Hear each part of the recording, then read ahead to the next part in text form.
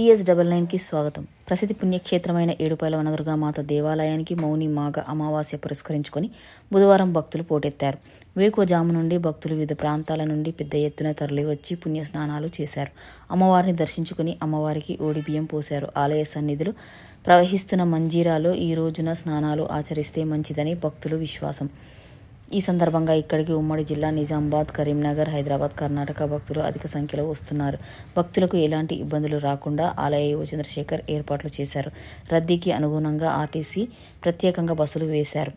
ఆలయ పరిసరాల్లో నదీ పాయల వద్ద భక్తులు పుణ్యస్నానాలు ఆచరించడానికి మొత్తం 3 జల స్నాన ఘట్టాలను ఏర్పాటు చేశారు. రద్దీని దృష్టిలో పెట్టుకొని ప్రత్యేకంగా క్యూ లైన్లు, నీడ కోసం టెంట్లు వేశారు. ఇటీవల సింగూరు జలాశయం నుంచి 0.35 TMCల నీటిని విడుదల చేశారు. నీటితో వనదుర్గ ప్రాజెక్టు జల కళను సంతరించుకుంది. మెదక్ ఎస్పీ ఉదయ్ కుమార్ రెడ్డి ఆదేశాలతో DSP ప్రసన్న కుమార్, 221 మంది సిబ్బంది, 4 QRT బృందాలతో బందోబస్తు పర్యవేక్షిస్తున్నారు.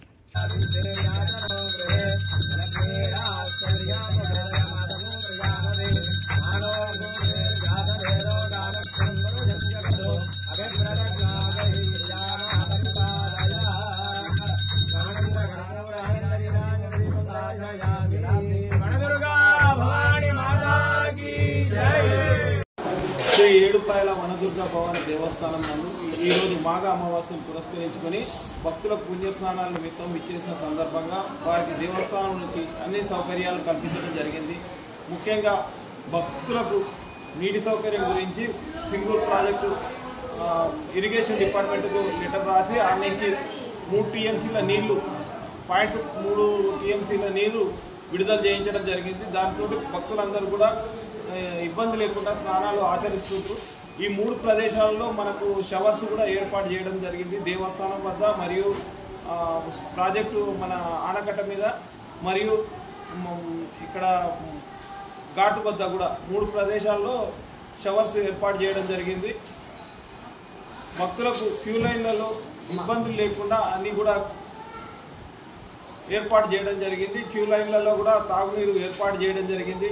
ప్రసాదాలు కూడా భక్తులకు ఇబ్బంది లేకుండా సుమారు ఒక 35,000 ప్రసాదాలు, లడ్డు ప్రసాదాలు, పులిహోర ప్రసాదం కూడా తయారు చేసి భక్తులకు ఇబ్బందులు లేకుండా చేయడం జరిగింది. అలాగే వివిధ డిపార్ట్మెంట్ల వారితో అంతా కోఆర్డినేషన్ చేసుకొని ఆర్టీసీ వారికి మరియు ఇరిగేషన్ వారికి, తర్వాత మన రెవెన్యూ డిపార్ట్మెంట్ వారితోటి, తర్వాత పోలీస్ డిపార్ట్మెంట్ వారితో అందరితోటి కూడా కోఆర్డినేషన్ చేసుకొని అన్ని డిపార్ట్మెంట్ సహకారం తీసుకొని వారి సిబ్బందితోటి అన్ని ఏర్పాట్లు దేవస్థానంలోకి వచ్చి చేసిన భక్తులకు అందరికీ కూడా ఏర్పాట్లు చేయడం జరిగింది. దేవుడు కూడా భక్తులకు ఇబ్బందులు లేకుండా ఉచిత దర్శనాలు, ప్రత్యేక దర్శనము ఏర్పాటు చేయడం జరిగింది. ఈ దర్శనాల సమయంలో భక్తులకు తాగునీరు కూడా ఏర్పాటు చేయడం జరిగింది. అందరికీ కూడా ఇచ్చేసిన భక్తులందరికీ వివిధ మన వారితో కూడా ఒక 4-5 ప్రదేశాల్లో వారికి అన్నదాన కార్యక్రమాలు అందరికీ కూడా ఏర్పాటు చేయడం జరిగింది.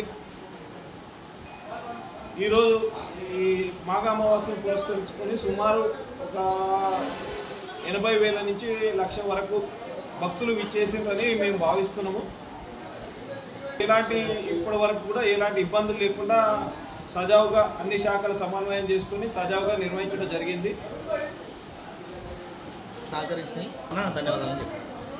ఇటు ఉత్సవాల సందర్భంగా ఈరోజు జాతరకు విచ్చేసిన భక్తులందరికీ కూడా అన్ని డిపార్ట్మెంట్స్ సహకారం తీసుకొని ఎలాంటి ఇబ్బందులు లేకుండా చేయడం జరిగింది. కావున అన్ని డిపార్ట్మెంట్స్ ముఖ్యంగా police, irrigation, revenue, RTC, health, మిగతా అన్ని డిపార్ట్మెంట్స్ వారికి కూడా దేవస్థానం తరఫున కృతజ్ఞత తెలియజేస్తున్నాము. ఇక ముందు కూడా రాబోయే శివరాత్రి ఉత్సవాల్లో కూడా అందరి సహకారం తీసుకొని దిగ్విజయంగా చేయడానికి కృషి చేస్తామని తెలియజేస్తున్నాం.